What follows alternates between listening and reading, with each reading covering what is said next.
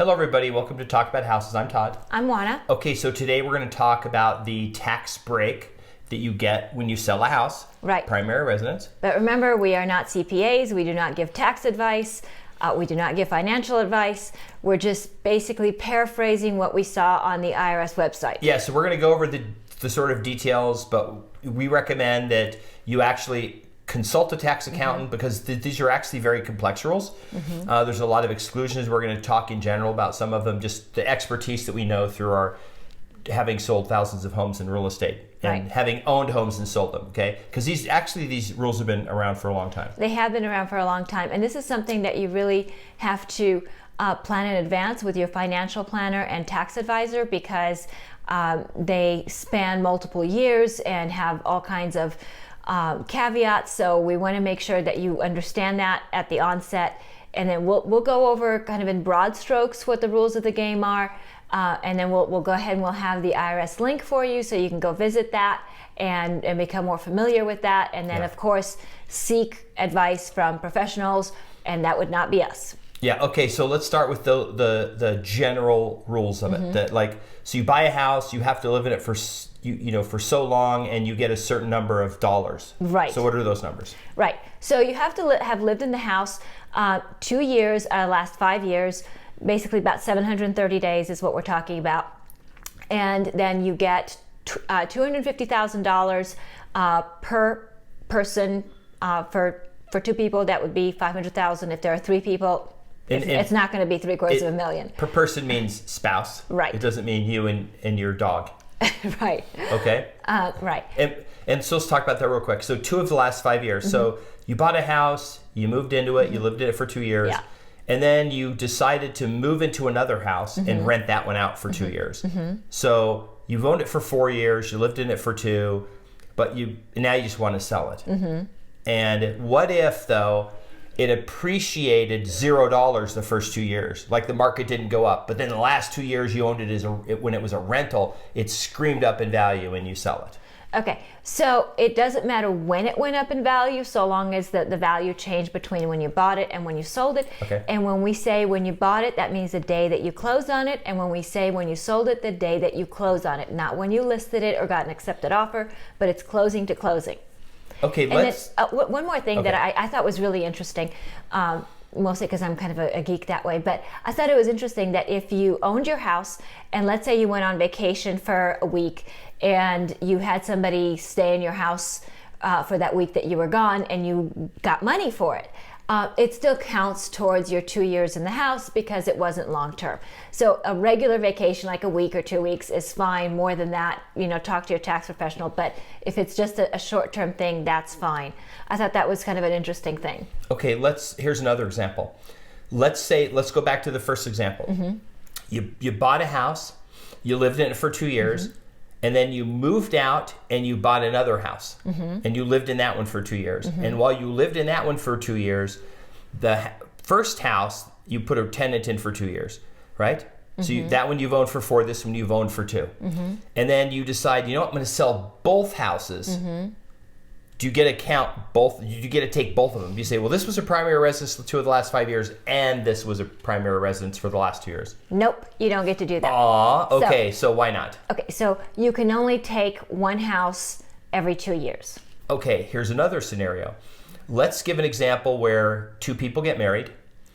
They file their taxes separately, and they each sell their houses separately. And they decide to buy a house together. So let's say they each make, $200,000 on each sale separately. How does that work? What do they do with that?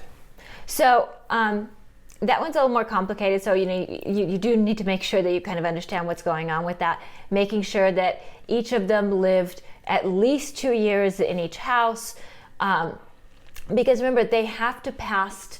They have to pass this test, right? So the test is pretty straightforward, things that you would think of.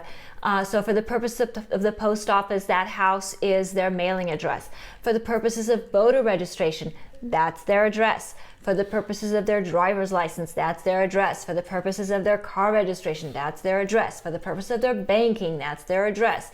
Things like that, because that's how the IRS looks at whether or not that truly was your residence. Okay, so you do need to make sure about that. And then circling back to what you said, they each owned it for at least 2 years, then they got married and they want to buy a house together. That's great. And they both go to sell their properties. They each get their own up to $250.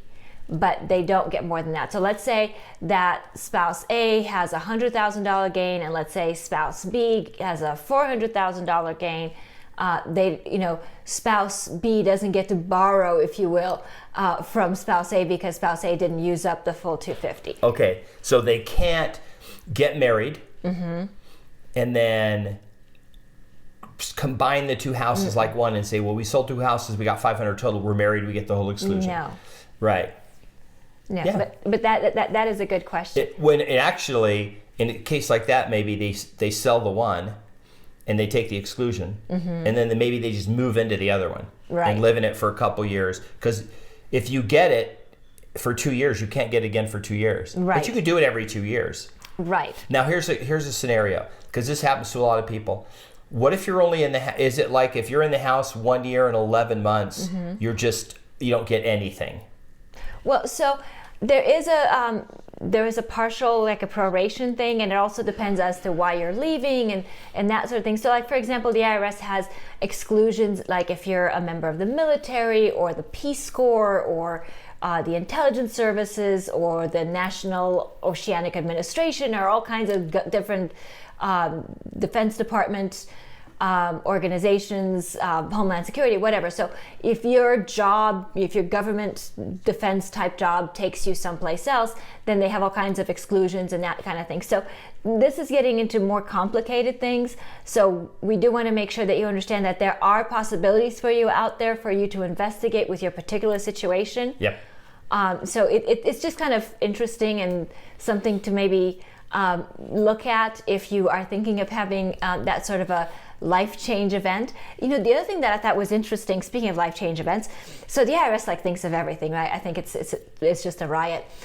So they have all kinds of special rules for divorce, for widowers. So let's say that your spouse dies, so long as you have not remarried and you and your spouse lived there for at least 2 years, then you can get the exclusion. Let's say that you... Only for the next 2 years, though. Right. And it's 2 years from the date of death. Right. So if they die January 1st and you put the house on the market in December 2 years later and you close on it January 15th, you're probably... You're not going to get it. You're not going to get and that's the exclusion for the whole $500,000. Right. Okay. Right.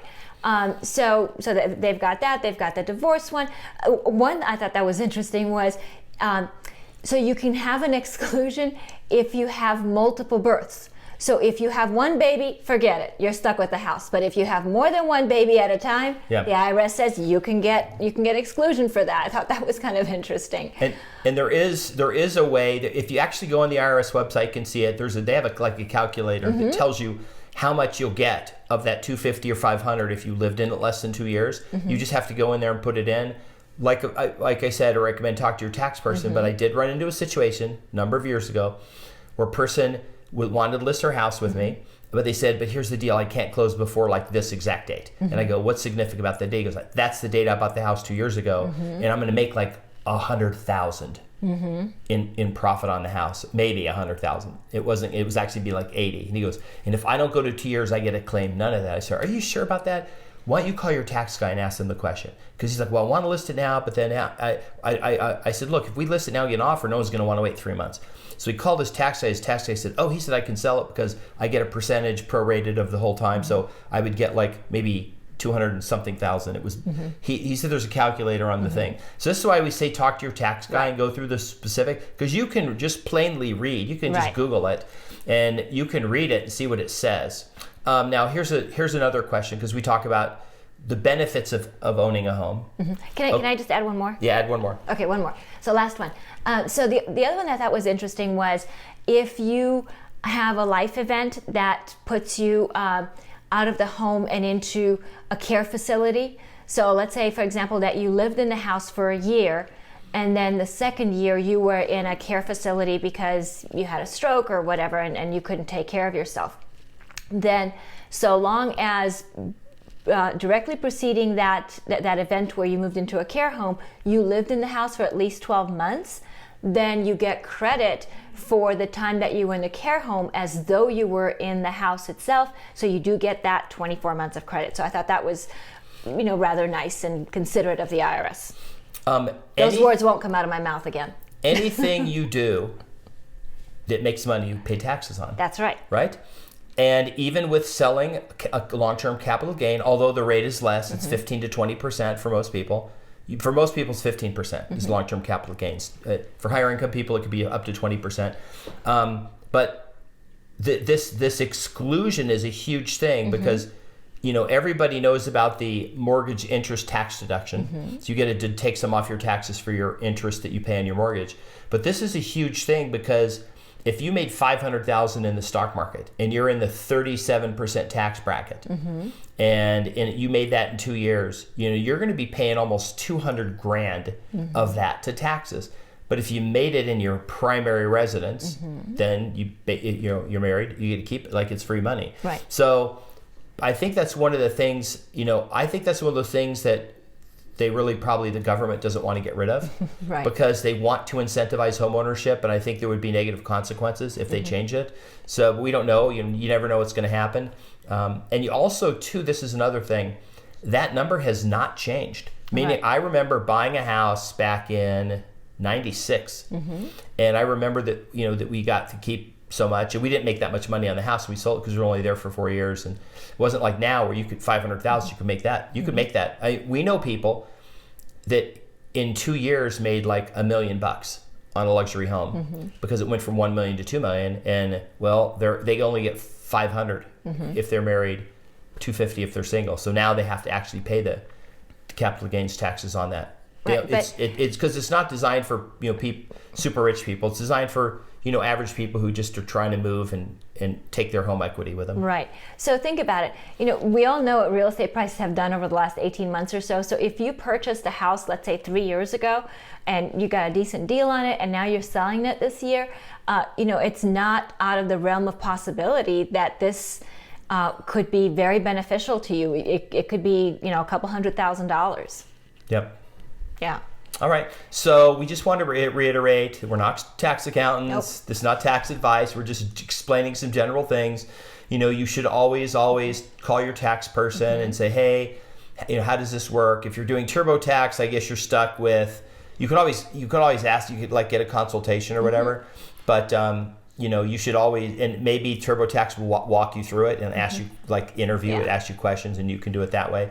But the other resource is, you go on the IRS website. If you Google it, I'll put a link in the description for the actual IRS code, but there's a ton of stuff because there's exclusions, and how the government is, nothing's straightforward. It's single-spaced and, Yeah, but what I like on the IRS website is I like the examples that they give. I think those examples illustrate the policy sometimes better than just their bullet points or their single-space paragraphs that explain it. I think that's a good way to look at it too. And remember, this is just for your information, but at the end of the day, absolutely speak with your financial planner, speak with your tax advisor, because your personal situation has all kinds of variations and all kinds of things that are not considered in that short blurb or not so short blurb on the IRS website. So you want to make sure that you're looking at your whole tax picture before you make any decisions. And another reason why it's good to understand this is because, if you buy a house, live in it for a couple years, and the market just takes off, you may want to, and you move it, you turn it into a rental, and now you're at that 5-year point where you lived in it for 2 years, you're getting close to your 5-year window, you had it rented for, let's say, 2.5 years, right? You may want to say, hey, wait, maybe I want to sell this thing and take my capital gains freebie, take the free money, and then maybe sit around in 6 months, whatever, and wait.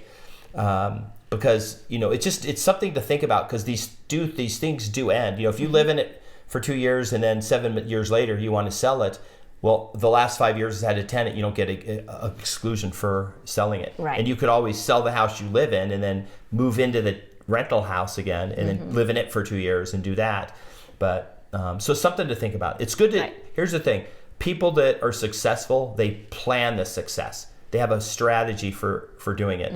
And if you're just default going with however wind blowing or whatever, then that's probably a problem. And if you bought a house as a rental and it's always been a rental, then it doesn't really matter, because it's going to be a long-term capital gain, and you have to deal. You probably are dealing with that, because you collect rents and you have depreciation. You're probably dealing with accountants anyway. Exactly. Yep. So we hope this was helpful to you. If you liked it, please hit the like button, hit the notification bell, share it with your friends, check out the IRS link website, and we'll see you on the next video.